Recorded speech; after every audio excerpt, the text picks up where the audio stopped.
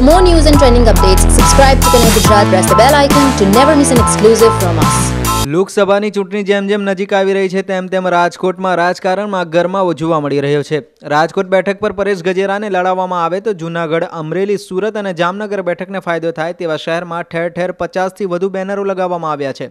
બેનરમાં ગજેરાને લોકપ્રિય નેતા તરીકે ઠેરવવામાં આવ્યા. પરેશ ગજેરાના સમર્થકો, પાટીદાર સમાજ, હિન્દુ રામસેના અને અખિલ ભારતીય હિન્દુ યુવા મોરચા દ્વારા શહેરના કાલાવડ રોડ, કિશાનપરા ચોક, કોટેચા ચોક સહિતના વિસ્તારોમાં બેનરો લગાવવામાં આવ્યા છે.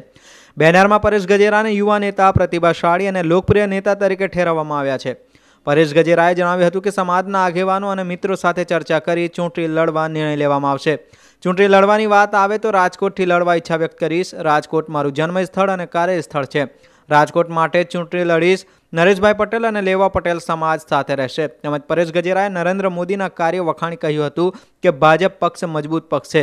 બંને પક્ષમાંથી મને ઓફર આવે તો પ્રથમ ચાન્સ હું ભાજપને આપીશ. ખાસ આજે જ્યારે હું સવારે મેં મારો મોબાઈલ સ્ટાર્ટ કર્યો ત્યારે અલગ અલગ 50થી 60 પોસ્ટરો મને વોટ્સએપમાં આવ્યા અલગ અલગ જગ્યાના, જે મારા હિતેચ્છુ હોય, જુદા જુદા ગ્રુપમાં હોય, જુદા જુદા સંસ્થાએ જોડાયેલા હોય લોકો, જેની ઈચ્છા એવી છે કે હું પોલિટિક્સમાં આવું, જેની ઈચ્છા એવી છે કે હું રાજકારણમાં ઝંપલાવું, જેની ઈચ્છા એવી છે કે હું ચૂંટણી લડું આગામી.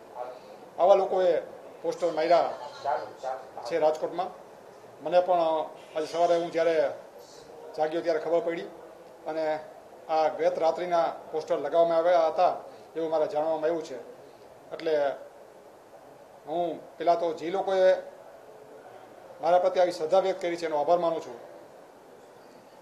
જે લોકો મારા હિતેચ્છુ છે, જે લોકો મને ફોન કરીને એવું કહે છે કે પરેશભાઈ તમે એમ કહો છો કે સારા લોકોને પોલિટિક્સમાં આવવું જોઈએ, તો તમે કેમ ના પાડો છો?